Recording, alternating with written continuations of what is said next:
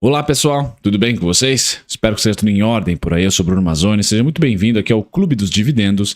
E o vídeo de hoje, pessoal, eu vou trazer aquele cenário macroeconômico para vocês, um resumo. Tá? O cenário macroeconômico de hoje eu prometo que será resumido. Por quê? Brunão tá com preguiça? Não. Brunão vai tentar falar menos? Sim. Mas o fato é que tá um calor, pessoal, insuportável. Para você, jovem gafanhoto, que tem ar-condicionado, deve estar muito bem, obrigado. Agora, Brunão, aonde eu estou gravando aqui? No quarto Futebol Clube, estamos de ventilador. Então não é brincadeira, tá uma sauna gravando aqui no suador, né? Sauninha para quem gosta, é saudável. Então, pessoal, vou tentar aqui ser breve para vocês e as pautas do vídeo serão as seguintes, tá? Eu vou trazer e vou tentar endereçar esse conteúdo principalmente para quem investe no longo prazo, investe no mercado brasileiro e também no gringo, né, dando alguns insights, mas principalmente brasileiro. A gente vai começar com o Market Breadth, cenário do Ibovespa, tá? Aquele clássico. Depois eu vou pular para o gringo, pessoal, falar um pouquinho sobre as condições macroeconômicas norte-americanas que devem puxar bastante, tá? O que a gente deve vivenciar nos próximos anos, tá? No que tange, né? Juros e inflação / crescimento também. Vamos falar sobre yield de 10 anos americano, yield de 10 anos também brasileiro, né? Como é que tá ali os juros para o financiamento do país para 10 anos, com vencimento em 10 anos, e também nos Estados Unidos, força do dólar, e aqui o principal tema do vídeo, que é DXY, minério e petróleo subiram nos últimos 2 meses. Alguém está mentindo para o médio prazo. Para o curtíssimo prazo, a gente aguenta até 3 grandes indicadores aí que não devem caminhar juntos, caminhando juntos por um momento. Mas isso tende a flagrar num curto prazo uma mudança estrutural. Alguém está mentindo, assim a gente sempre fala. E aí eu vou comentar um pouquinho sobre o monitor de mercado, que eu acho legal. Olhar aqui para o monitor, tanto na base mensal como na base anual. Vou trazer para vocês o monitor de mercado na base anual, para a gente tirar alguns insights de toda a leitura macro que eu vou fazer, né? A leitura macro muito simplória, né? Olhando ali para commodities e olhando para a curva de juros, por exemplo, tá? E traçando um pouquinho do Ibovespa com o indicador Market Breadth auxiliando. E, por fim, a gente vai terminar aqui nesse mapa de calor das empresas do Ibovespa que mais se beneficiaram, que mais subiram esse ano e as que mais caíram também, tá certo? A gente vai ter essa leitura bem interessante year to date, 2023 para frente, tá? Janeirão para frente. Certo, pessoal? Então, sem mais delongas para vocês, vamos lá falar aqui do disclaimer. Considere se inscrever no canal, ative as notificações. Eu sou Bruno Mazzoni, analista CNPI técnico, e todos os dias aqui no YouTube eu estou postando 2 vídeos. Então, de fato, considere ativar as notificações, pessoal, se você não perde nenhum vídeo. E se você tiver um nerds amigo e amiga que gosta de investimento, manda bala e convida ele para se inscrever no canal. Vamos ver se a gente consegue bater os 200 mil inscritos em algum momento, ainda em 2022, por que não? Pessoal, vamos lá. Vamos começar com o fôlego de mercado, que eu acho importante para você de curto e médio prazo, alocador de longo prazo, mas que olha para o curto para tentar aumentar ou não posição. Você deve estar aí, né, roendo as unhas, porque estamos chegando próximo a mais um desconto do Market Breadth. O último desconto. Quem tem dúvida sobre esse indicador, pessoal, link na descrição, tá? Percorre a descrição desse vídeo aqui, você vai encontrar lá o vídeo aqui no canal que fala sobre esse indicador. Mas basicamente, região verde, pessoal, é quando nas ações do Ibovespa nós temos apenas 20% ou menos das ações negociando acima das médias azuis de 20, amarela ou laranja 50 e vermelha 200. Então indica um desconto técnico, quantitativo. Tá? Nós tivemos o desconto na média de 20 ali entre agosto e setembro. Tá? Conseguimos performar um fundinho ali no Ibovespa, o Ibovespa aqui embaixo. Tá?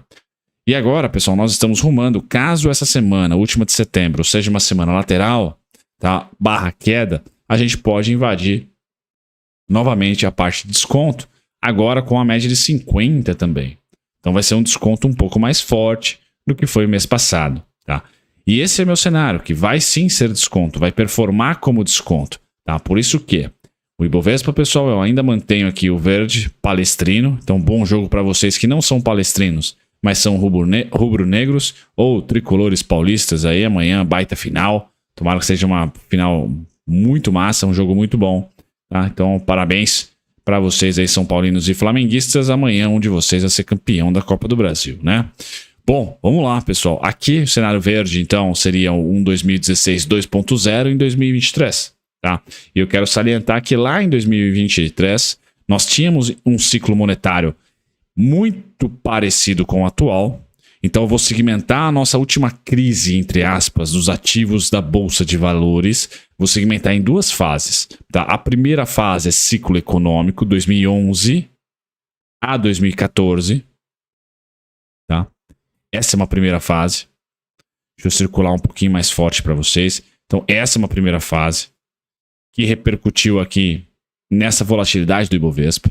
Ciclo econômico entenda como, pessoal, depois de todos os estímulos, a expectativa era que a China voltasse a crescer 10% ao ano. Aí todas as mineradoras, todas as empresas de commodities do Brasil investiram pra caramba, da mesma maneira que investiram em 2000 até 2008, por exemplo, e não colheram frutos. Só se alavancaram. Por quê? O crescimento do globo foi baixo, tá? Inclusive da China, inclusive dos Estados Unidos. Os Estados Unidos perpetuou ali os seus 1,5% a 2% no máximo ano. E nós tivemos quebradeira na Europa, tá? E algumas crises no mundo árabe também, tá? Devido ao xisto americano, deu uma sabatinada ali em alguns países. Quebradeira, ciclo econômico fraco. Pessoal, nós temos depreciação de ativos, principalmente dos emergentes, que vendemos crescimento para os desenvolvidos, né? Vendemos commodities. Então, esse foi o ciclo econômico. Qual a diferença para o ciclo monetário, pessoal? É que a depreciação dos preços vem ali pela falta de crescimento. Falta de crescimento do globo, tá? Traz também um pouco de linha de tendência de baixa para o Ibovespa e um desconto a ver. Ciclo econômico, pessoal, a gente tem que esperar estancar a sangria para conseguir achar suporte. Bom, a gente conseguiu estancar a sangria de ciclo econômico lá em 2012, 2013, com o resgate da Grécia, ficou ali demorando, a Alemanha vai ou não vai, conseguiu ser estancado ali. E aí, beleza, nós criamos uma linha de suporte horizontal, onde por 2012, 2013, 14, 15, somente não 2016 no impeachment, foram ali, performou como melhor desconto, né? A gente tinha que aumentar os aportes em bolsa, tá? Assim como durante o ciclo econômico, foi ruim para comprar durante a LTB. E no ciclo agora monetário, então estou segmentando aqui a bolsa, pessoal, a queda da nossa bolsa recente em duas. O ciclo monetário, que durou de 2014 até os 14,25 da Dilma de 2015 e 2016, tá? O ciclo monetário também performou com baixa. E eu elimino, pessoal, o impeachment. Tá? Quando eu faço a minha análise, eu elimino o impeachment, que foi aqui 3 meses, de sangria. Gráfico mensal foram os 3 últimos candles aí. Eu elimino, então eu mantenho a ideia de uma linha horizontal de desconto e uma LTB. Então, uma linha de tendência de baixa. Pois bem, o ciclo que nós estamos vivendo de 2021 para frente, pessoal, é o azul. Tá? É o ciclo monetário. O último que eu tenho para estudar durou 2014 a 2016, metadinha de 2016, então a gente pode colocar aí 2 anos e meio, tá? 2 anos e meio atrás, e tá batendo na janela, 2 anos e meio atrás, 2021, março, tá? Até, nós estamos falando de 2023, já estamos em outubro, batendo a porta, então 2 anos e meio de novo. Então faz sentido para o copo meio cheio, para o cenário verde, eu esperar em algum momento nos próximos meses alta expansão de negócios, tá? Qual é o problema aqui? Tá? Nós não tivemos no 2021 o que aconteceu em 2009 e 2010. Ou seja, um rebote da China, um rebote do Ocidente, mas depois uma continuação, tá, do crescimento econômico. Em 2010, 11 não teve essa continuação, pessoal. O PIB americano não foi pujante. Crescimento não veio de uma maneira pujante nos próximos anos. Tá? O que difere do momento atual, onde nós temos a China crescendo em 2023, muito provavelmente mais do que 2022, por causa que ficou em lockdown em 2022. Então nós temos uma grande derivada nossa, né? Uma grande causa aí para a gente continuar crescendo bem. Brasil, no caso, China. E os Estados Unidos não arrefeceram. Não arrefeceram ainda. Tá? Então aqui eu quero separar as 2 últimas quedas da bolsa, que são os principais alimentos para eu definir os meus aportes esse ano, ano passado e o ano que vem também, pessoal. Dizendo para vocês, pessoal, para quem acha que teremos um pepino econômico, recessão, estagflação, de uma maneira onde os Estados Unidos volte ali a crescer seu 1%, seu 0,5%, tá? 1,5% ao ano, e China não consiga ultrapassar os seus 5%, pessoal, nós muito provavelmente, tá? A depender de termos de troca, ou seja, de preço de commodities, que é uma segunda variável que eu já vou passar para vocês, muito provavelmente a gente pode ficar mais 1 a 2 anos lateralizados, até que a gente tenha novamente algum tipo de país puxando o crescimento, Estados Unidos puxando o crescimento novamente. O que me parece, pessoal, é que a gente não tem no curto prazo esse pepino aqui, econômico. Por quê? Outra coisa diferente também é que a Europa não quebrou. Ninguém quebrou na Europa por hora. Tá? Então, quais são as principais diferenças de 2009 para 2021, pessoal? Na minha opinião, é que o crescimento não parou ainda. Continuou. Então, os estímulos foram maiores, o crescimento também está sendo maior por mais tempo. Tá? Então, aqui, eu não estou colocando como cenário base pepino econômico para considerar um verde nesse momento do Ibovespa. O que isso quer dizer no frigir dos ovos, pessoal? Eu acredito que o Ibovespa, caso rompa a mínima de agosto, tá? Caso rompa a mínima do mês passado, assim como foi nesse momento aqui em 2016, onde este mês específico rompeu a mínima desse aqui, logo vai achar compra. E qual que é o meu argumento principal para isso? Que logo que a gente romper agosto para baixo, ali no 113.700, por exemplo, que é um ponto específico de análise técnica, por que eu acho que a gente vai rapidamente para o 125.360, por exemplo? Simplesmente porque do segundo para o terceiro trimestre, o Ibovespa foi beneficiado. Acho que o Ibovespa, o que eu quero dizer com isso? Petróleo, minério, tá? E bancos. Bancos continuam voando, petróleo subiu para chuchu, minério subiu também. Como que eu sei disso? Olhando o gráfico. Tá? Olhando o gráfico do minério, gráfico mensal. Então nós tivemos aqui mês de agosto, mês de setembro. Então 2 meses de alta. Mas já estávamos subindo desde julho. Tá? Perdão, desde junho. Junho, tá? Julho, agosto, setembro. Tá? Então essa alta do minério, perdão, deixa eu enquadrar aqui. Saímos de $94, tá? Para 123,65 na máxima. Essa alta será repercutida, por exemplo, nos balanços da Vale, da Semin, da CSN, Usiminas, tá? Também do Gerdau. Quando nós olhamos para o petróleo, nós temos a mesma coisa. Maravilha. Pum.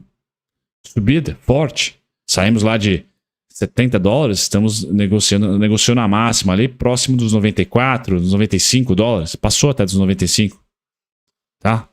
Pessoal, então, o Ibovespa, caso ceda para os 103.700 ou estabilize, fica aí no 120, 116, 115, vai ter no pós-terceiro trimestre as divulgações dessas empresas. Se eu acertar, a Gerdau vai reportar bons resultados, mais ligado aos Estados Unidos, lá não esfriou. A CSN, a Semin, né? A CSN já é Semin, perdão. A Vale, a Usiminas devem reportar melhores resultados, porque os termos de troca melhoraram. Commodity subiu e o dólar subiu também. O nosso dólar subiu aqui.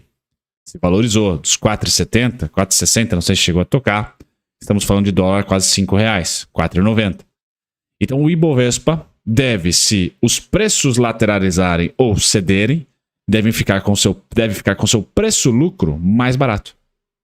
O indicador preço-lucro deve ficar mais barato. E eu considero que esse gatilho vai ser o suficiente no curto prazo, pessoal, para elevar os preços do 113 se eu acertar, ou do 111.700 aqui, tá? 112.800, que são os preços que eu tenho máximos de queda, para ele surfar uma ondinha até os 125.360. Tá? Eu estou apoiado nesse cenário, que é um cenário o quê, pessoal? De curto prazo. Tá? Porque eu não tenho clareza, eu acho que ninguém tem essa resposta, sobre a possibilidade ou não de termos um pepino econômico por vir. O que nós não temos mais é o ciclo monetário contrário à bolsa. Muito pelo contrário. O ciclo monetário atual é de alivio, está aliviando, é de alívio. Perdão, alivio é bom, é de alívio.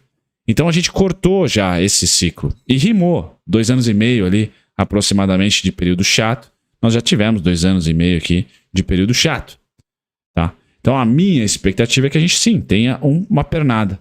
Só que eu vou estudar pernada a pernada, pessoal. Então 125, 360, depois 137, 144, de grão em grão. Por quê? Todo momento que nós tivermos uma pernada, seja de baixa ou de alta, eu vou olhar para o ciclo econômico.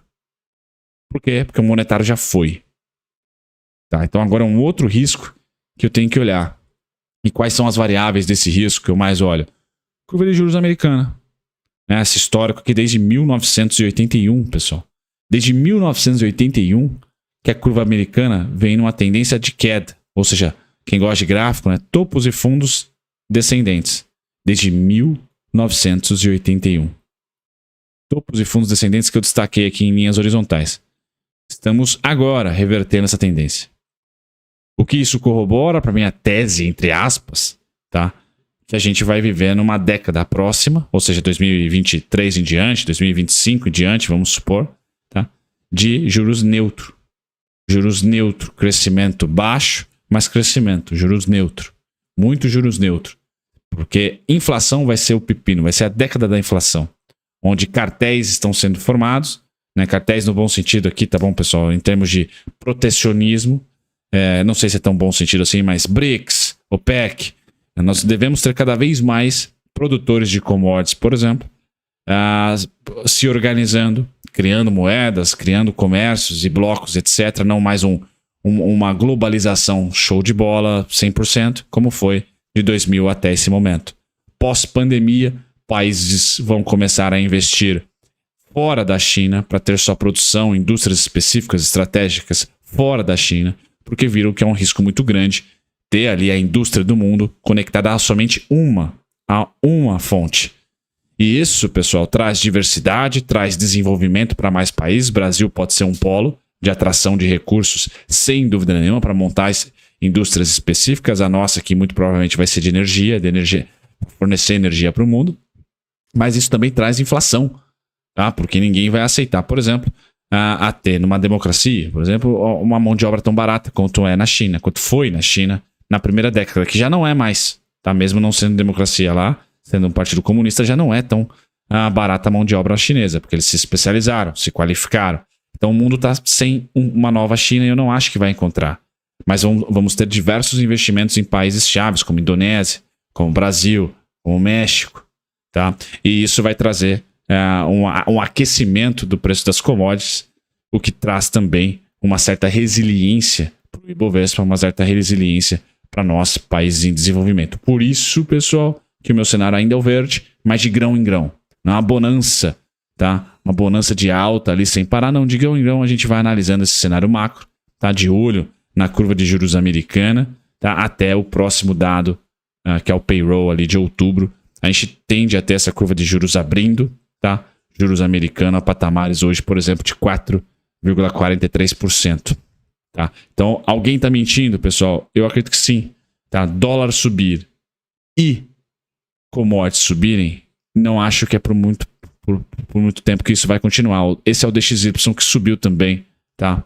Entre agosto e setembro, 2 meses de alta aqui do DXY. Esse é o gráfico mensal, é o DXY que compara a moeda americana contra, por exemplo, o euro, o ien japonês, as moedas do G7. Então, o dólar vem ganhando força frente a outras moedas fortes do mundo. Por quê? Porque hoje a economia americana está mais forte do que a europeia. Tá? A China não participa desse cesto, então a gente não fala de China. Mas eu acredito que em algum momento a economia americana ela esvazia, só que os investimentos ainda serão feitos em países estratégicos, então a utilização de commodities e a viabilização, ou melhor, a precificação via oferta das commodities, só temos o início de uma década, eu acho que com muito mais controle os países em desenvolvimento dos preços da commodities. Então acho que preço de commodity a gente vai entrar numa década que será apreciado ou aquecido via oferta e não necessariamente via demanda, apesar de ter essa demanda da nova industrialização em países específicos. Tá? Isso é benéfico para o Ibovespa. Não sei o quão benéfico para a economia real será, vai depender de políticas, porque a gente deve ter também, como consequência desse mundo mais controladinho de commodities, mais aquecido nos preços de commodities, elevando aí preços, por exemplo, como o do Ibovespa, a gente deve ter na economia real um pouquinho mais de inflação. Tá? Um pouquinho mais de inflação. Isso deve ser um pouco o norte. E confesso que o Brasil está super bem posicionado nesse mundo mais estagflacionado, porque nós temos aqui suficiência, autossuficiência em energia e em alimentos. Coisa que, quando você escolhe os países do globo, poucos têm. Tá, pessoal? Então aqui um copo meio cheio para o Ibovespa, um pouquinho de cenário de petróleo, tá? Não falei especificamente do que eu espero para o petróleo, espero estabilização, pessoal. Com os dados norte-americanos esfriando, e é isso que eu imagino que esfrie, tá? Não no curtíssimo prazo, porque estamos entrando aí no fim do ano, onde aquece-se a demanda. Então, no curto prazo, acho que tudo pode continuar subindo, inclusive nós, como Ibovespa, até pelo preço-lucro, a principal ótica minha que eu tenho, né, os bancos e empresas de commodities, mas em algum momento, em 2024, vamos colocar assim, pós-virada de ano, tá, a gente deve ter um arrefecimento da economia norte-americana, isso deve estabilizar as commodities em patamares elevados. Tá? Minério de ferro está na máxima do ano para mim, esse cara aqui é o mais volátil, tomem cuidado, pessoal, por quê? Porque a economia chinesa não é mais a economia da última década, tá? Então é uma economia cada vez mais voltada até para consumo do que para manufatura. E cada vez mais a gente deve ter uma saída de capital da China, esse capital sendo para investimento em manufatura e indústria, por essa tese que eu acabei de compartilhar com vocês, que os países ricos que financiaram boa parte da industrialização da China vão olhar mais para outros polos para não ter o risco, por exemplo, de um risco de uma pandemia, né? A experiência de 2020 de novo. Beleza, pessoal? Falei pra caramba, não sei se eu ajudei no cenário macro, é um vídeo difícil para mim, pelo calor principalmente, e também pela dificuldade de falar, né? Eu comentei que eu ia terminar com o mapa de calor e termino com ele, pessoal, no frigir dos ovos, tá? A gente vê aqui no ano, a bolsa vai bem, qual o setor que, na minha opinião, mais se beneficiou em 2023 é o setor aí de petróleo e gás. Tá? O Brasil, na sua balança comercial, vem se destacando muito no petróleo e gás, então destaque total para a Petrobras. Quem apostou na Petro aqui, 71%, parabéns, foi contra a Faria Lima inteira. Ninguém da Faria Lima apostou na Petrobras. Faria Lima apostou na Vale, que não está mal, né? Não, assim, pelo menos no curtíssimo prazo não está mal, mas olha a diferença aqui, ó. Vale cai no ano 20%, 19,82%. Então também saiba, né? Cada um fazendo sua aposta, seus estudos, seus investimentos, tá? Olhar para cenário macro deixa a gente a par um pouquinho de blocos e de ideais, né? De ideias de bloco, como a Faria Lima gosta de colocar blocos de ideia ali e surfar uma narrativa específica, tá? A Petrobras então venceu, acho que vai continuar vencendo. Pessoal, especificamente no curto prazo, chegou no alvo técnico, tá? Mas acho que petróleo é algo que o Brasil vai continuar se destacando. Agora, para o momento macroeconômico, pessoal, para não deixar vocês a par aí do setor que eu mais estou de olho, tá aqui, ó. Utilidade pública, tá? Curva de juros caindo, inflação estabilizando e voltando a subir. Acho que a gente tem um pouquinho de gordura para cortar juros, até os 9,75, por exemplo. E aí sim, tá? Esse pessoal se beneficia bastante e se beneficia em bloco. Esse pessoal deve bater. O CDI deve bater a inflação mês a mês nos próximos meses, pessoal. Essa é a minha opinião. Tá? Então seria o setor com que eu teria mais carinho e intensidade de aporte nesse momento, até para ficar um pouco isentão de commodity, de dólar, de preço de minério de ferro, por exemplo, ou petróleo. Tá? É o setor de utilidade pública. Seria o financeiro também, mas qual é o problema do financeiro? Nós temos a reforma tributária, tá? E também, junto com ela, né, toda a discussão do JCP. Então eu esperaria um pouquinho sair o JCP para aí sim olhar para o valuation desse pessoal aqui e também intensificar esses dois setores mais conservadores, mas que tem no macro vantagem. Quem tem mais vantagem nesse momento? Utilidade pública, pessoal. É o que tem mais vantagem no macro e sobe no ano, como vocês estão vendo aí, empresas Prime, Engie e Equatorial sobem 20% e 23% respectivamente, e a CPFL sobe 17%. Eletrobras eu acho uma baita oportunidade, mas na governança eu sempre comento para vocês, pessoal, quais são as melhores. Equatorial, Engie, CPFL nesse momento. CPFL depois da State Grid aqui em 2018 mudou de patamar, baita empresa. Depois vem as outras, tá? Companhias que eu fico sempre de olho. Certo, pessoal? Vídeo longo, espero ter ajudado aí no Papo Macro. Um grande abraço, até o próximo. Tchau, tchau.